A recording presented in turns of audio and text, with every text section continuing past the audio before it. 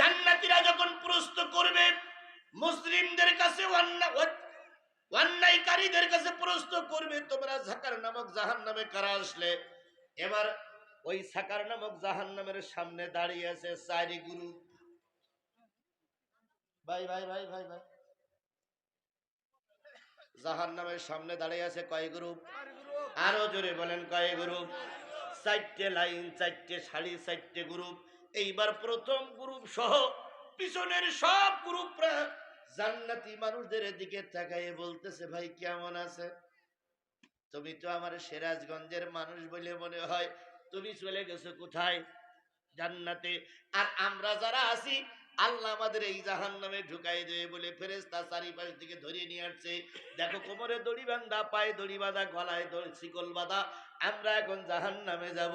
এইবার ওই জান্নাতীরা বলবে, ভাই তুইও সিরাজগঞ্জের মানুষ, আমিও সিরাজগঞ্জের মানুষ, তুইও বাংলাদেশের মানুষ, আমিও বাংলাদেশের মানুষ, তুইও সাইদাবাদের মানুষ, আমিও সাইদাবাদের মানুষ, তুই পোড়াবাড়ির মানুষ, আমিও পোড়াবাড়ির মানুষ। আল্লাহ আমাকে জান্নাত দিল, আর তোকে আল্লাহ জাহান্নামে দিচ্ছে কেন? ঘটনাটা কি? ওই লোকটা তখন বলবে, কেঁদে কেঁদে বলবে, ভাই কেন আমি জাহান্নাম, সাকার নামক জাহান্নামে যাচ্ছি? তবে তুমি শোন, ক্বালু লাম নাকু মিনাল মুসাল্লিন, আমরা যারা প্রথম লাইনে দাঁড়াই আছি সবগুলো ছিলাম আমরা বাংলাদেশে বেনামাজি। কি ছিলাম? এই কথা বলেন, কি ছিলাম? আমি কি স্পষ্ট করে বলতে পারি, সিরাজগঞ্জ, সায়েদাবাদ, সিরাজগঞ্জ, পোড়াবাড়ি, সিরাজগঞ্জ সদর সহ এই এলাকার যত মানুষ বেনামাজি আছেন, নারী হন আর পুরুষ হন, সাকার নামক জাহান্নামের সামনে চারি গ্রুপ দাঁড়িয়ে আছে। ওই গ্রুপের প্রথম লাইনে যারা দাঁড়িয়ে আছে ওরা হলো বেনামাজি। এ কথা বলার অধিকার আমার আছে না নাই? জোরে বলেন, আছে না নাই? আপনি জামাত ইসলাম করেন, নামাজ পড়েন না, আপনি জান্নাতি না জাহান্নামী? কথা বলেন, কথা বলেন, কথা বলেন। কার ভাষা, কার কথা? আল্লাহর কথা হলো, যারা নামাজ পড়বে না তারা যাবে জাহান্নামে। জামাত ইসলাম করেন, নামাজ পড়েন না, যাবেন কোথায়? চরমনাই হুজুরির দল করেন, নামাজ পড়েন না, যাবেন কোথায়? বিএনপি করেন, নামাজ পড়েন না, যাবেন কোথায়? আওয়ামী লীগ করেন, নামাজ পড়েন না, যাবেন কোথায়? তাহলে এরকম বেনামাজি আমার দলে আছেন, আমার দেশে আছে না নাই? তাহলে এখন বলে দিতে পারি, নিশ্চয়ই দোজকি মানুষ সিরাজগঞ্জে আছে, তারাই যারা নামাজ, যারা নামাজ, যারা নামাজ। এরকম লোক আমাদের মঞ্চে দুই চারজন খুঁজলি পাওয়া যাবে না যাবে না? এরকম লোক এই মাহফিলে দুই চারজন খুঁজলি পাওয়া যাবে না যাবে না? এইরকম দুই চারজন লোক ওই মহিলা প্যান্ডেলে আছে না নাই? শোনো মা, শোনো বোন, শোনো ভাই, শোনো বাপ, পায়ে দুকন ধরে বলে যাই, বেনামাজি যদি জাহান্নামে যায়, আজকের মাহফিল থেকে যদি জান্নাতে যেতে চাও, আজকের মাহফিল থেকে নামাজি হয়ে যাও, আর কখনো বেনামাজি হওয়া যাবে না। বেনামাজি অবস্থায় যদি মৃত্যুবরণ করো, সূরা মুদ্দাসসির 41, 42, 43, 44, 45 নম্বর আয়াত আল্লাহ বললেন, যারা বেনামাজি তারা জাহান্নামী। কোন জাহান্নাম? এবার আপনি নামাজি, কিন্তু 12 তারিখে ভোট দেবেন যার, সে হলো বেনামাজি।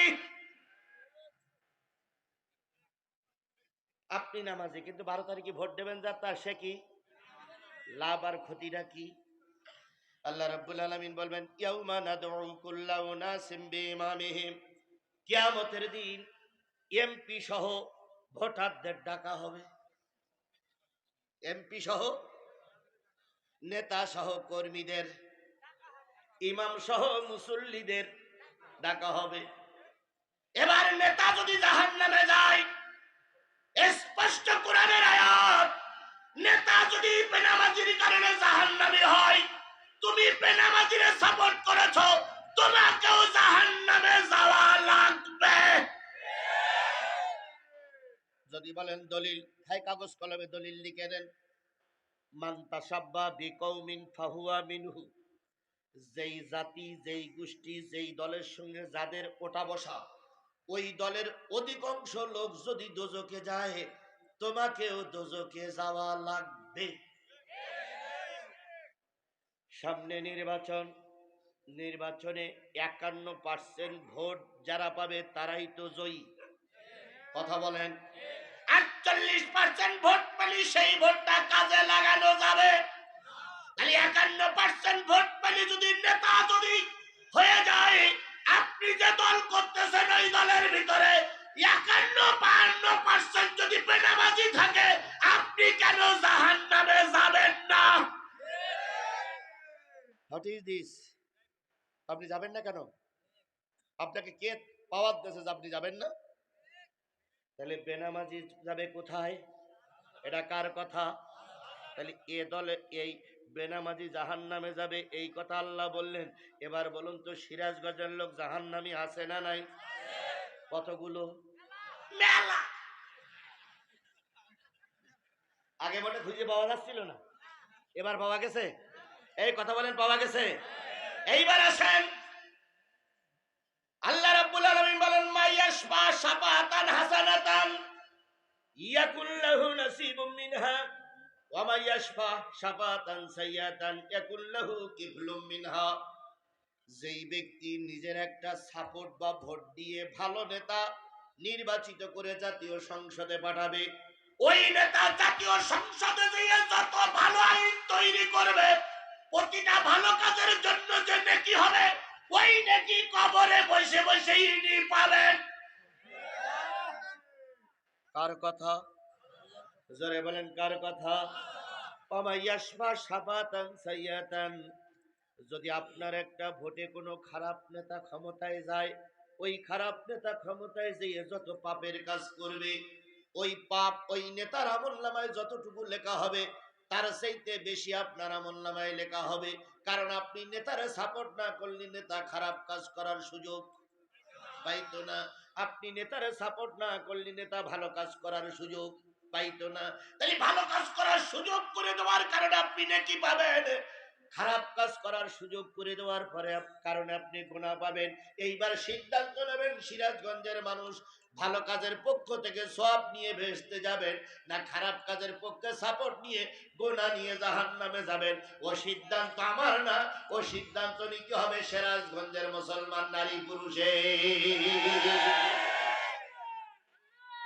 আচ্ছা, এরপর এরপরও বুঝতে বাকি আছে, এরপরেও বুঝতে বাকি আছে। নেতা সব বোঝে, এটা বোঝে না। নেতা সব বোঝে, এটা এই ভালো কথাটা নেতা কি করে না, বোঝে, কিন্তু বুঝে কাজ করে না। কথা বলেন, কথা বলেন, কথা বলে। যদি বুঝে কাল ক্ষেত্রে কাজ না করেন, আপনি কোরআন হাদিসের বিরোধী, আপনি কোরআন হাদিসের পক্ষের লোক। তাহলে আমি যেটা বোঝাতে চাচ্ছিলাম সেটা হলো, যেই দলের বেনামাজি বেশি সেই দল যাবে কোথায়? যেই দলে নামাজি বেশি সেই দল যাবে কোথায়? এইবার আপনার হিসাব করতে হবে বাংলাদেশের কোন দলে নামাজি বেশি না কোন দলে বেনামাজি বেশি। এইবার আপনাকে বলবে আমার দলের লোক নামাজি বেশি, আমার দলের লোক আল্লাহওয়ালা, আমার দলের লিডারের নাম ধরলি জান্নাতে যাওয়া যাবে। কত রকম বাকবাকুম বাকবাকুম বাকবাকুম করতেছে। কথা বলেন, কথা বলেন, কথা বলেন। কত রকম কায়দা কৌশল করতেছে। ওরে বাপ রে বাপ, ভোটের সময় কত কৌশল। ভ্যানওয়ালার গালে চুমো খায়, বলে বাচ্চাদের ডেকে বগলের ভিতরে ঢুকায়, তারপরে 500 টাকার নোট দিয়ে দেখায়, আবার লোকে দেখাইও দেয়। জীবনেও টুপি পরে না, নির্বাচনের সময় ইয়া টুপি, দাড়ি রাখিনি, এখন খোসা খোসা দাড়ি। আচ্ছা, টুপি পড়লি সব হবে না হবে না? হবে। আমরা টুপি পড়ার পক্ষে। দাড়ি রাখলি সব হবে না হবে না? আমরা দাড়ি রাখার পক্ষে। এখন যদি নামাজ পড়ে, এই নামাজ পড়লি নেকি হবে না হবে না? আমরা নামাজিদের পক্ষে। কিন্তু প্রশ্ন হলো, শুধু নির্বাচনের সময় নামাজ পড়লে আর টুপি পড়লে হবে না। যেই ব্যক্তি নির্বাচনের পরেও টুপি আর নামাজ পড়ে, বুঝতে হবে ওই ব্যক্তি প্রকৃত নামাজি। সালামের জোর কি? সালেম আলাইকুম, সালাইকুম, সালাইকুম। আর আপনারা বলবেন ওয়ালাইকুম কুম, ওয়ালাইকুম কুম, ওয়ালাইকুম কুম। সম্পূর্ণ বলার দরকার নেই। কারণ সালেম আলাইকুম মানে তুই মর, আর আপনিও বলবেন ওয়ালাইকুম মানে তুইও মর।